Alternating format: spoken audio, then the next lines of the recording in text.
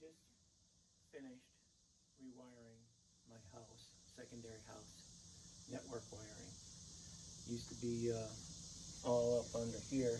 I've got a lot of room left. There was a box,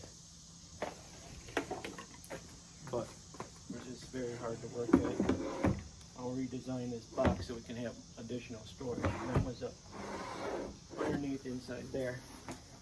And there's a lot of network stuff. But I rewired it. Check this out.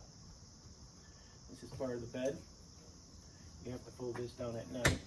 And then, of course, that comes down automatically after you take the headrest off. But voila, take a look at that. Now we're all wired up. Got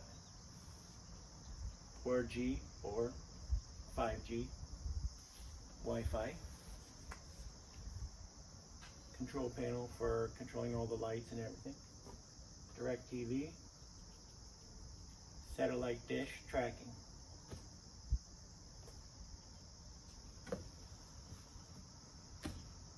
Like it, love it, and subscribe.